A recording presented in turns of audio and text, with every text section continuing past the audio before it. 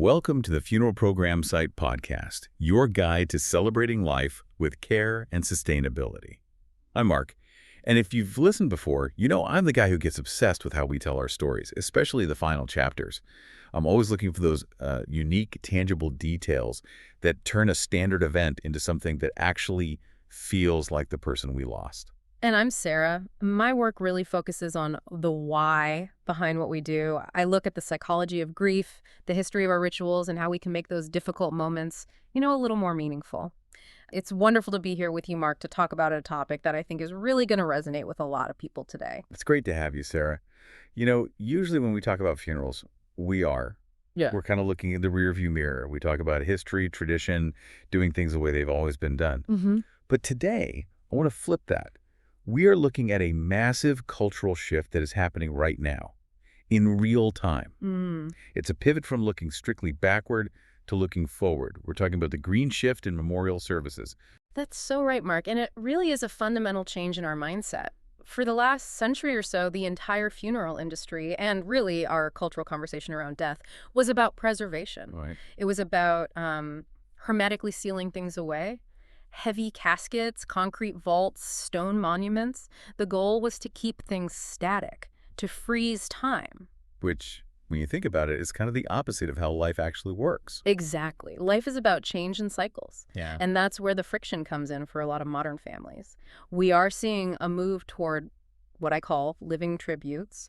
The focus is shifting from how do we preserve the body to how do we continue the life. Oh, okay. It's not just about being green for the environment's sake. The sustainability aspect is huge. It's about the symbolism of life continuing after loss. I think that's a crucial distinction. We aren't just talking about carbon footprints here. We're talking about emotional footprints. Now, to set the stage for everyone listening, we aren't just discussing biodegradable caskets or natural burial grounds today, although those are fascinating topics in their own right. Oh, definitely. We are zooming in on something much smaller, but arguably more intimate, something you can hold in your hand. We are talking about memorial seed packets and plantable paper. It sounds so simple on the surface, doesn't it? A packet of seeds. But when you really dig into the philosophy behind the collection at the funeral program site, you realize this is a deceptively powerful tool for grieving. It bridges the gap between the funeral service and the lonely months that follow. That's the hum for me. How do you turn a moment of goodbye into a season of growth? But Sarah, I have to play devil's advocate for a second here. I grew up with a traditional idea of keepsakes. You go to a funeral, you get a laminated prayer card, maybe a plastic rosary or a little metal trinket. And to be honest, a lot of that stuff ends up in a junk drawer. The drawer, we all have one. It gathers dust. So is a seed packet really that different? That is the million-dollar question, Mark. And the answer lies in the difference between a passive object and an active experience. A laminated card is passive. Its job is to exist. Your job as the mourner is just to store it. Right, put it away somewhere. But a seed packet, it demands something of you. It requires participation. That's interesting, participation. So instead of just possessing the memory, I'm interacting with it. Precisely. Think about the core announcements that we often use in eco-friendly burial practices. We talk about returning a gift to the earth. When you look at a plantable tribute, whether it's a seed packet or a biodegradable shape embedded with seeds, you're not just disposing of something. You are contributing to the cycle of life. You are taking a loss and physically transforming it into a contribution. I want to drill down on the psychology of that because it feels significant. When you're grieving, one of the overwhelming feelings is helplessness. The event has happened. There is nothing you can do to change it. That's right. Helplessness is a hallmark of early grief. But planting is an act of agency. There is actual therapeutic value. I mean, horticultural therapy is a real field in the act of gardening. When you plant a seed, you are making a commitment to the future. A commitment, okay. You have to prepare the soil. You have to place the seed. You have to water it. You have to check on it. It gives you a task. And when you are drowning in grief, sometimes having a small, manageable task is a lifeline. It's a ritual. It is a healing ritual. Yeah. The funeral program site talks about these products as living symbols of remembrance. And I think that's completely accurate, but I also think it addresses the timeline of grief. Mark, when you send cut flowers to a funeral home, and don't get me wrong, they are beautiful and they serve a purpose, but what happens in a week? They wilt. They die. You have to throw them out. Exactly. And for someone who is grieving, Throwing out those dead flowers can feel like a second loss. It's just another ending. I've never thought about it that way, but you're right. That's another little goodbye. It is. But these tributes, they flip that timeline. They start small. In fact, they start invisible. You bury them in the dirt. But then weeks later, when the shock of the funeral has worn off and the reality is really setting in, you look out the window and you see a sprout. Then a leaf. Then a bloom. So it gets more beautiful over time, not less. It mirrors the journey of hope. At first, everything is buried and dark. But eventually, life reemerges. It changes the morning routine. Instead of waking up and just feeling the absence, you wake up, look at the garden, and see a marigold blooming. It's a hello from that person. Okay, I love the philosophy, but I want to get practical. I want to dive into the specifics of what these things actually look like and how they work. Because the funeral program site has an incredibly extensive catalog. Let's start with the memorial seed packets. Sure. Visually, for those listening, don't picture the seed packets you buy at the hardware store with a picture of a carrot or a generic daisy on them. These aren't agricultural supplies. They are stationary. They're keepsakes. Customization is absolutely key here. The funeral program site treats these packets like they would a funeral program or a high-end invitation. You aren't just handing out seeds. You are handing out a specific memory. You can put the loved one's name, their birth and passing dates, a favorite photograph, or even a specific scripture or poem right on the packet. And the themes run the gamut. It's not just, flowery designs for grandmothers. No, and that's important because grief is unique to every individual, and so is every life. They have floral themes, obviously, but they also have spiritual designs, contemporary looks, minimalist styles, patriotic themes for veterans. The idea is that the packet itself should reflect the personality of the deceased. So if my uncle was a no-nonsense modern guy who loved architecture, I don't have to give out a Victorian floral packet. Exactly. You can choose something clean, structural, and minimalist. It honors who he was. There was one use case in our research that really blew my mind. I hadn't thought about it until I read through the funeral program site's suggestions. They call it the Network of Remembrance. Oh, this is fascinating. This is where we see how modern families are really changing the game of memorialization. Right. So traditionally, a funeral happens in one place. The cemetery's in one town. If I live across the country, say the funeral's in Ohio and I live in California, I can't visit that grave. I'm physically disconnected from the memorial site. But the seed packets solve that geography problem. They decentralize the memorial. That is the power of the Network of Remembrance. Imagine you have a family, let's call them the Millers. The dad passes away in Chicago, but the kids live in Seattle, Austin, and Boston. Cousins are in Florida. All spread out. All spread out. If you hand out or mail these seed packets to everyone, suddenly you have 50 different gardens in 50 different cities, all growing the same flowers in memory of the same person. That is such a cool image. A map of the country just lighting up with little blooms of marigolds or wildflowers, all tied to one person. It creates a shared experience, even if you're miles apart. It does. It connects mourners who are physically distant. You can get on a video call 3 months later and say, hey, my poppy's just bloomed, and your sister in another state can say, mine too. It keeps the conversation about the loved one going, in a positive way. Speaking of the flowers, let's talk about the botany a little bit. The funeral program site lists a few specific types of seeds. I assume they aren't just picking these at random. Why do specific seeds matter? Well, there are two reasons. One is symbolism, the language of flowers, which is ancient. The other is practicality, which we can touch on in a moment. But symbolically, everything has a meaning. So, for example, they mention marigolds a lot. Marigolds are a powerhouse symbol. Traditionally, they are associated with warmth, passion, and creativity. They are vibrant orange and yellow, the colors of the sun. But in many cultures, like in Mexico for Dia de los Muertos, marigolds are believed to guide the spirits with their scent and color. So if you are honoring someone who had a fiery personality, a warm heart, or someone who was the light of the family, marigolds are perfect. And then you have the wildflower mixes. I saw they have regional ones, like a Southwest mix or a Southeast mix. Which brings us to the practicality, Mark. You want these to actually grow. Right. Using a regional mix ensures that the plants are suited for the climate where the guests live. But symbolically, wildflowers represent resilience. They grow freely. They aren't manicured roses that need constant fussing. They represent a spirit that is joyful, adaptable, and perhaps a bit untamed. And sunflowers, I saw those as an option too. Everyone loves a sunflower. They symbolize adoration and loyalty because the head of the flower literally follows the sun across the sky. It's called heliotropism. It's a symbol of seeking the light even in dark times. It's just inherently hopeful. Okay, I have to interrupt the beautiful symbolism with a very real anxiety. I have what you might call a black thumb.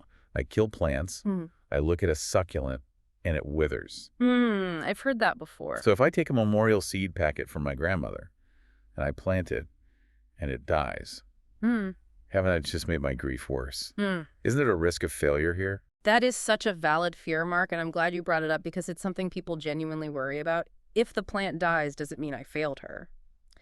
But here is the thing. The funeral program site knows this. That's why the seed selection is so critical. They aren't selling orchids or finicky exotic plants that need a greenhouse. Okay. Marigolds, wildflowers, sunflowers, these are what gardeners call high germination, low maintenance plants. They want to grow. So they are idiot-proof, essentially, for someone like me. I wouldn't use that word, but yes, they are very forgiving. And psychologically, even if the plant doesn't thrive forever, the act of planting it was still the tribute. The ritual was performed.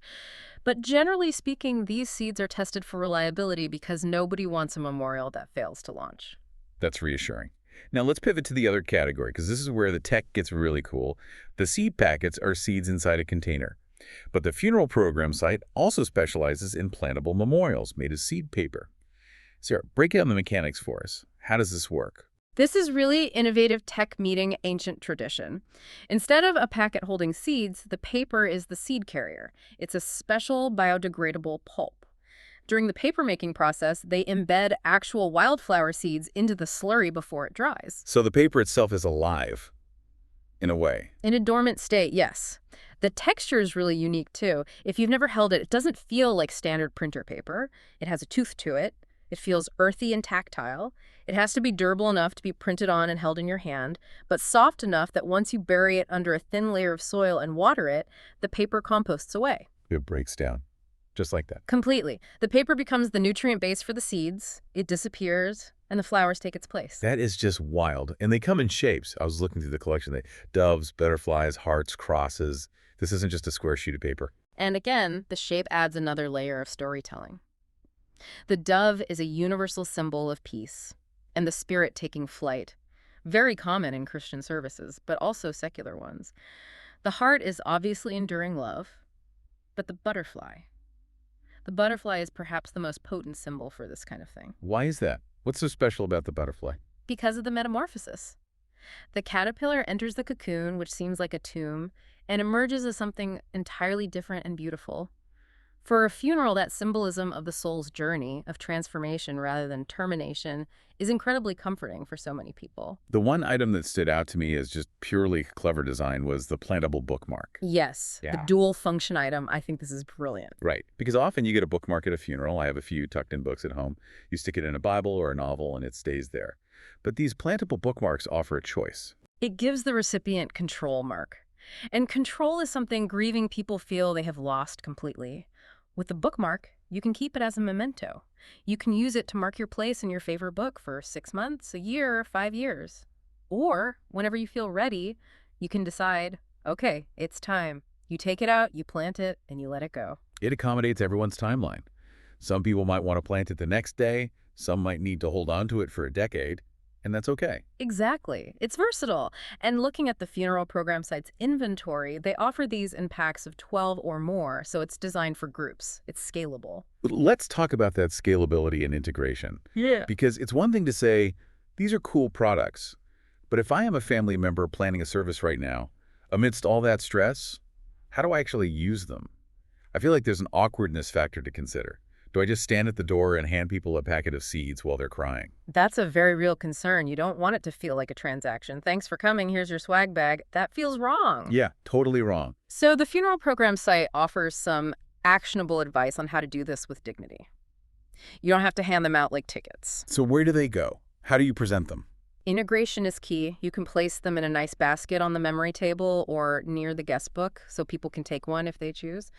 But a really elegant way to do it, and this is something the funeral program site specializes in, is to tuck them inside the folded funeral program.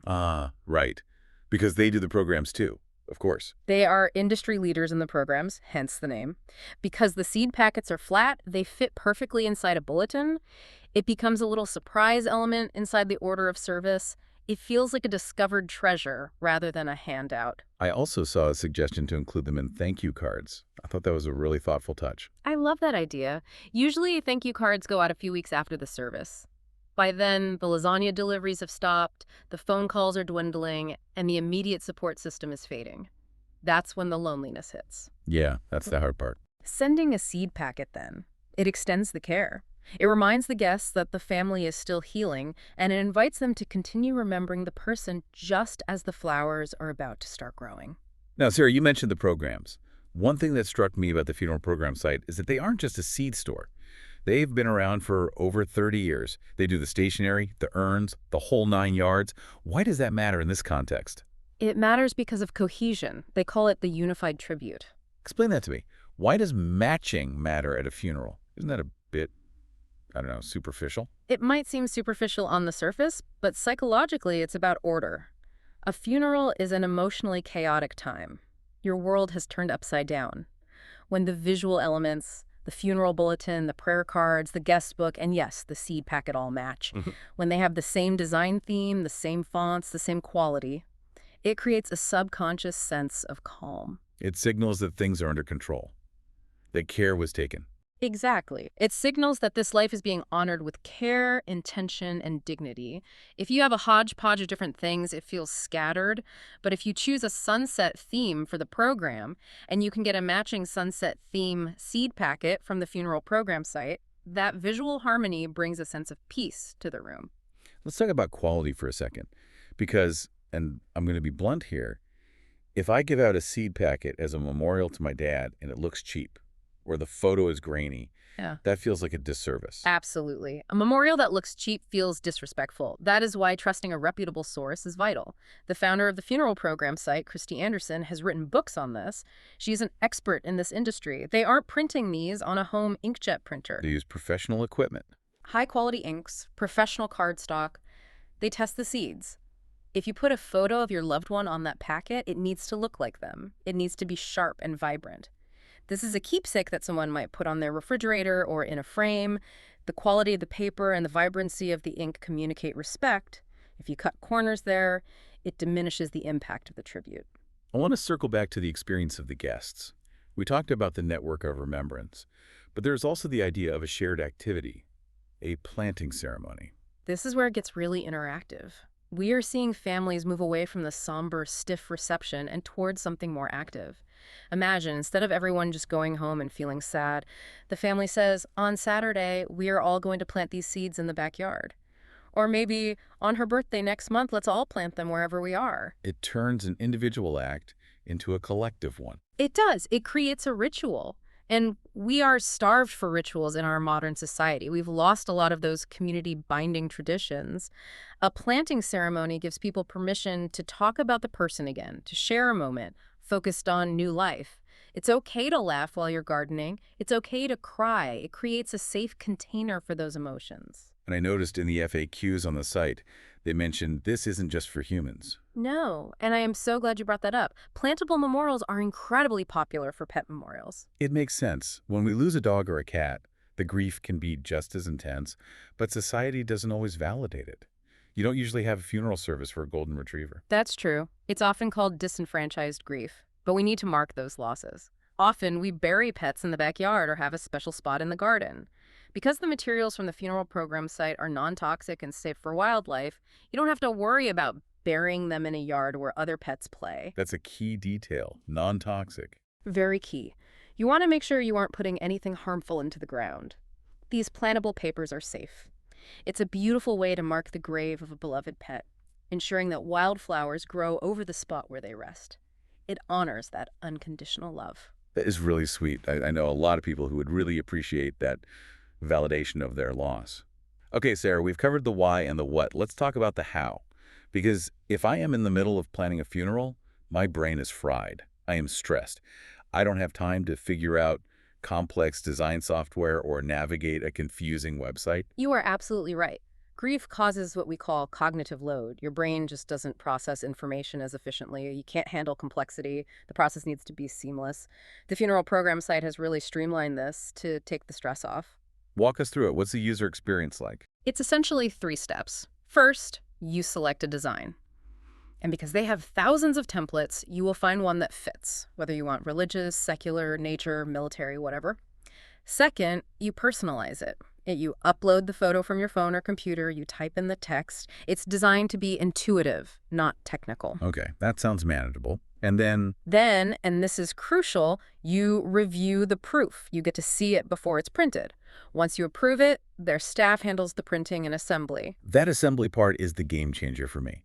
I don't want to be sitting at my kitchen table stuffing tiny seeds into envelopes the night before the funeral when I should be resting or being with my family. No, definitely not. That is a recipe for a breakdown. They do the assembly for you. And Mark, I want to highlight the service aspect. They list their support hours, 8 a.m. to 6 p.m. Central. They have a phone number. This isn't a faceless algorithm or a drop shipper overseas. There are compassionate human beings on the other end. That human element is so important. It is. They understand the urgency. They know you can't miss the date of a funeral. You can't say, oops, the seeds will be here on Monday if the service is on Saturday. They offer compassionate service as a core value. They know that the person calling them is likely having one of the worst weeks of their life, so they treat the order with that level of care and speed. So we have talked about the shift to green funerals, the beauty of the seed packets, the innovation of the plantable paper, and the ease of ordering. But I want to zoom out for a second. Sarah, what does this all mean for the concept of a legacy? You know, Mark, legacy is a heavy word. We often think of it as buildings with names on them or trust funds. But a true legacy is how we continue to affect the world after we are gone. A green funeral, using these tools, is a statement. It changes the narrative. It flips the script. It does. It changes the narrative from the end period, full stop, to new growth. Yeah. It suggests that love is energy, and energy doesn't disappear. It changes form. When a family chooses a plantable memorial, they are saying, our love for this person is going to keep growing. It's going to feed the bees. It's going to beautify the earth. It's going to provide oxygen. That is a powerful message. Every time those flowers bloom, it is a connection. It's a memory triggered not by sadness, but by beauty. It reclaims the memory from the grief. And that is the ultimate goal of any memorial, to help us remember with love, rather than just pain, to help us move forward without leaving the person behind. Well, Sarah, this has been an incredibly enlightening deep dive. I think for a long time, people thought green funerals meant just being wrapped in a shroud in the woods, which is fine. But this shows that you can bring that eco-friendly, life-affirming spirit into any service, even a traditional one, just by changing the keepsake. Exactly. It's a small touch that makes a massive emotional difference. If you are listening and you are planning a service, or maybe you just want to plan ahead for yourself, which is always a good idea, to save your family the stress, I'd encourage you to visit the funeral program site. Go explore the plantable collection. Look at the designs. See if there is a shape or a seed that speaks to you. It's a beautiful way to ensure that your story or the story of someone you love continues to bloom. Thanks for listening to the Funeral Program Site podcast. We'll see you in the next episode. Take care.